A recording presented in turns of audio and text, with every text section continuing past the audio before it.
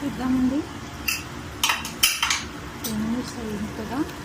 ఇప్పుడు మనం ఉప్పు కారం వేసేసుకుందాము.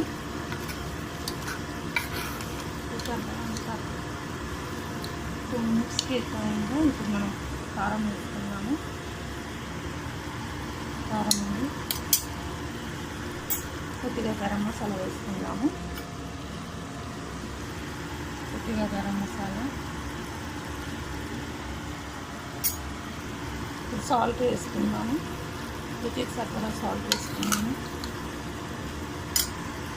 రుచికి సరిపడా సాల్ట్ వేసేసుకున్నామండి. ఒక స్పూన్ వేసుకున్నాము. కలిపేసుకున్నాము. కలిపేసి మూత పెట్టుకున్నామండి. కొద్దిగా వాటర్ వేసుకున్నాము.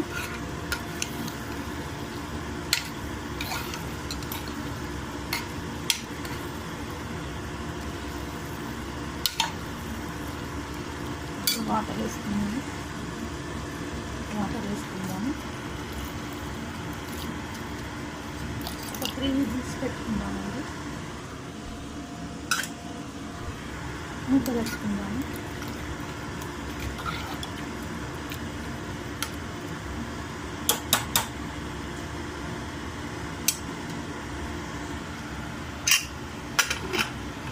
త్రీ విజిల్స్ పెట్టుకున్నామండి.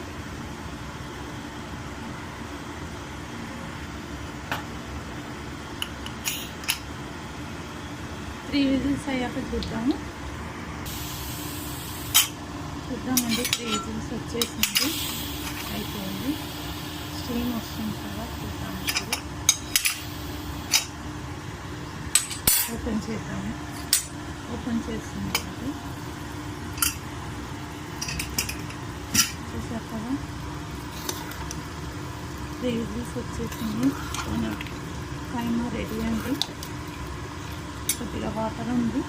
వాటర్ కొంచెం దగ్గర అయితే మన కైమా రెడీ. చూసారు కదా.